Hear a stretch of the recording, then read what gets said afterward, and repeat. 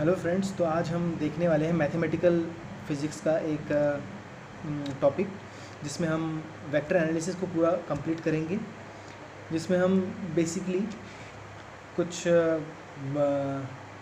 जो कोर्स हमारे पास रहेगा वो इस तरह से है। कोर्स का ओवरव्यू जो है, ग्रेडियंट निकालना सीखेंगे, टेंजेंट ऑफ अ कर्व किस तरह से निकालते हैं वो सीखेंगे, normal to the surface, directional derivative, angle between two surfaces, और फिर डायरेक्शनल डेरिवेटिव के कई सारे टाइप्स हैं, जिसमें से first type, second type, 4 types हैं, उसको हम लोग सीखेंगे। और उसके बाद maximum value of directional derivative ये निकालेंगे, डाइवर्जेंस ऑफ वेक्टर, उसके बाद सोलेनोइडल वेक्टर किसे कहते हैं, curl of vector, vector integration and line integral, surface integral, volume integral and Gauss's divergence theorem, Green's theorem, Stokes theorem. Gauss's divergence, Green's theorem और Stokes theorems, इन सारे जो 3 theorem है जो कि बहुत ज़्यादा इंपॉर्टेंट है, इन तीनों थ्योरम्स से हम बहुत सारी चीज़ें प्रूव कर सकते हैं। तो हम बेसिकली इन चीज़ों पे एक्स्ट्रा वर्क करेंगे। ये सारे टॉपिक्स गेट, नेट और जस्ट JRF बहुत सारे कम्पिटिटिव एग्ज़ाम्स में बहुत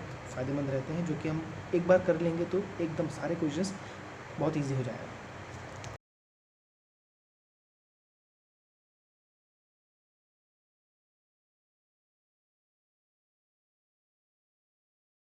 हेलो, तो आज हम देखने वाले हैं कि वेक्टर कैलकुलस के कुछ इम्पोर्टेंट टॉपिक्स, जैसे कि ग्रेडियंट। ये बहुत इजी है। ग्रेडियंट स्केलर का ही निकलता है, ये पहली बात है। जैसे हमारे पास अगर फाई है जो कि स्केलर क्वांटिटी है, तो हम उसके ग्रेडियंट निकाल देंगे। इसे इस तरह से भी डिनोट करते हैं, या फिर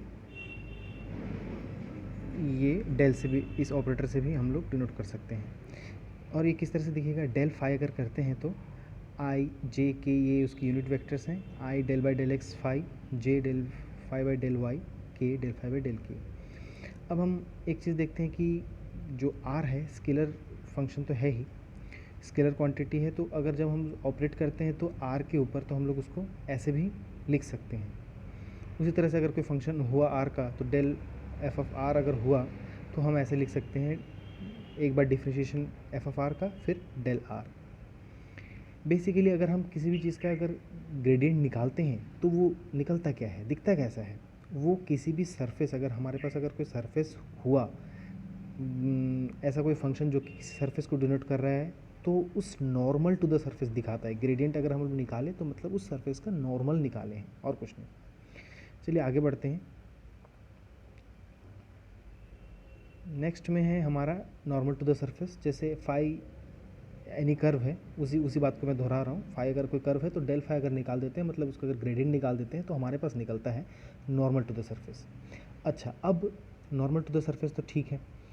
अब उस नॉर्मल जो निकला है, उस नॉर्मल का यूनिट वेक्टर, हर किसी भी डायरेक्शन में अगर हमारे पास कोई भी कोऑर्डिनेट्स होते हैं, तो उस कोऑर्डिनेट का एक यूनिट वेक्टर होता है। उसी तरह से हमारा ये देखिए, अगर कोई भी नॉर्मल टू द सरफेस एक वेक्टर क्वांटिटी निकलता है, अगर ग्रेडियंट निकालते हैं तो वेक्टर क्वांटिटी होता है। तो उसका यूनिट वेक्टर कैसे निकालते हैं, वेक्टर, उसके बाद उसका मॉड्यूलस से अगर डिवाइड कर देते हैं तो हमारा वेक्टर क्वांटिटी निकलता है। अच्छा, अब बात करते हैं डायरेक्शनल डेरिवेटिव की। डायरेक्शनल डेरिवेटिव किसी भी सरफेस का अगर नॉर्मल टू द सरफेस निकालते हैं, फिर अगर किसी दूसरे वेक्टर, जैसे कि हम लोग ये देखते हैं, ये हमारा एक सरफेस है जिससे नॉर्मल टू द सरफेस ये अपने को मिल गया। अब कोई दूसरा वेक्टर है, उसका जो प्रोजेक्शन रहेगा सामने वाले पे, उसी को हम बोलेंगे डायरेक्शनल डेरिवेटिव। तो वो कैसे निकलेगा, तो सबसे पहले नॉर्मल कैसे निकलता है। नॉर्मल हम, अगर हमारे पास अगर फाई है, अगर हमारे पास फाई, अगर जो फंक्शन है उसका अगर हम लोग ग्रेडियंट निकाल देते हैं, तो हमारा निकल जाएगा क्या, नॉर्मल टू द सरफेस।